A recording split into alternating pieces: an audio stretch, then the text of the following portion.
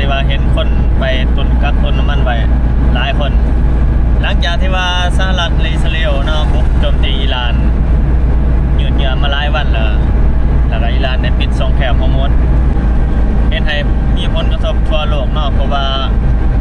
ส่งแคมนั้นเป็นเส้นเลือดใหญ่ของอุตสาหกรรมน้ำมันทั่วโลกเลยเห็นให้มีผลกระทบอยู่ทุกทั่วมุมโลกเนาะคือไทยก็ยึดน้ำเขาละแต่กักตุนน้ำมันไว้ล่างเขาก็เอามาจากไทยเนาะว่าประเทศล่างเขาจะมีการเคลื่อนไหวจะได้เนาะเดี๋ยวมาเบิ่งน้ำกันสำหรับปั๊มนี่เขาก็จะเป็นปั๊มใหญ่เนาะปั๊มน้อยๆเขาก็สิเบิ่งตัวจริงเอาว่าปิดแถบบ่ถ้าบางปั๊มที่ว่าปิดเพื่อกินกำไรก็สามารถแจ้งได้เนาะเพราะว่ากระทรวงพลังงานลาวเขาก็บอกว่าให้แจ้งติดตามเบิ่งน้ำกันหน่วยงานที่เกี่ยวของเขาก็จะลงมากวดกาเบิ่งเนาะแต่ว่ามันมีบางปั๊มที่ว่าช่วยโอกาสยุดใบอนุญาตเลยไปดูเป็นตาน้ำกันเนาะมันตีหาเนาะมื้อนี้เนาะปั๊มเนี่ยพามากกับสาขาปตท.โอ้มาเรียนคิวยาวจังจะใส่อยู่บ่เนี่ย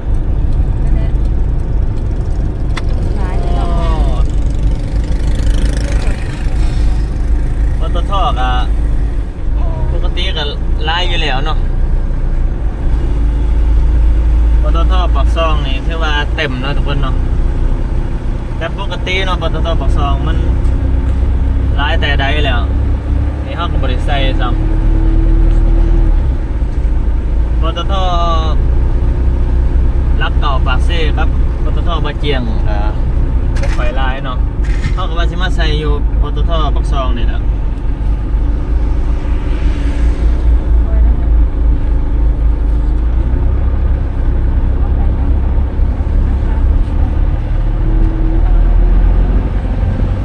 ทุกคนเรียนว่ารถรอบเป็นซ้าย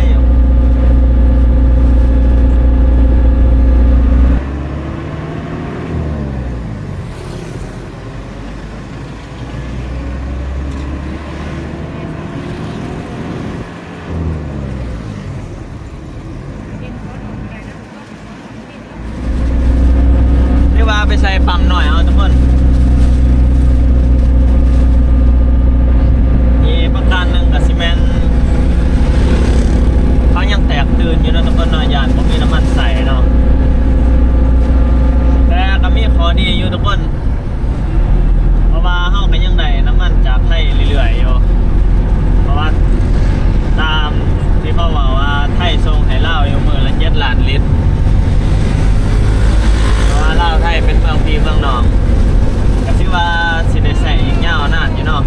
แล้วก็มาเบิ่งกันตัวจริงว่าสิได้ใส่ฮอดมือใดนี่เฮาก็บ่ได้ใส่ซ้ำมันลดหลายถ้าใส่ปั๊มหน่อยเนาะถ้าบ่ได้ใส่ก็สิเมื่อเลยว่าน้ำมันยังฮอดอยู่มีเพชรดีเนาะน่าจะมีอยู่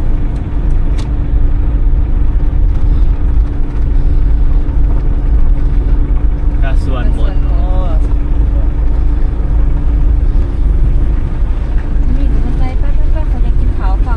โอ้ยบดเลย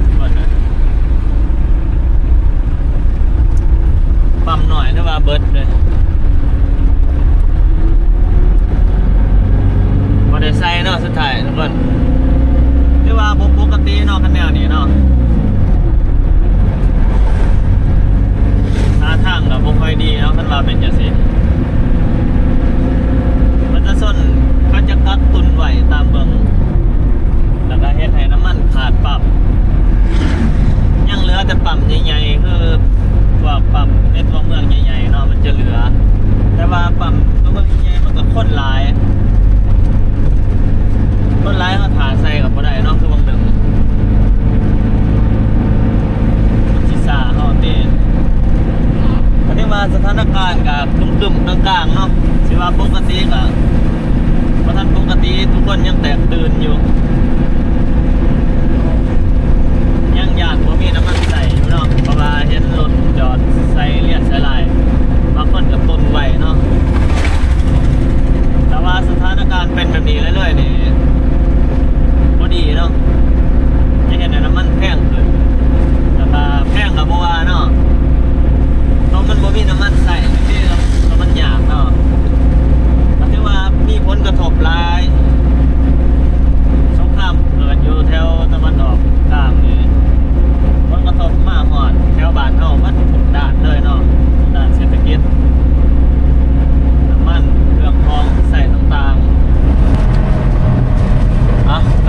บ่มีก็สิออกมาเลยนะ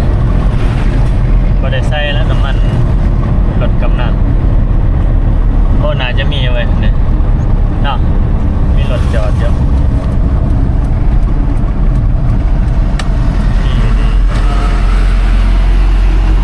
โอ้ยดังโวย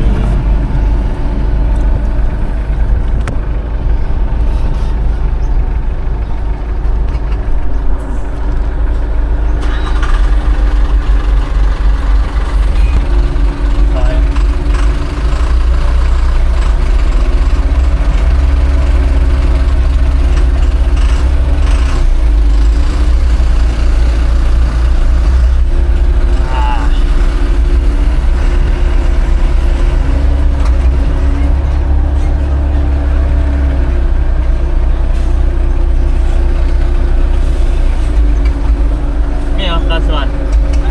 200,000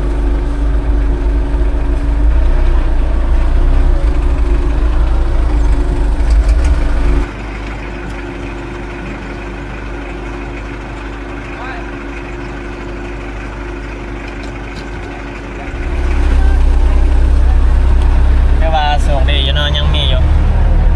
ก็สิใส่ไว้ก็เมื่อฝนตกแล้ว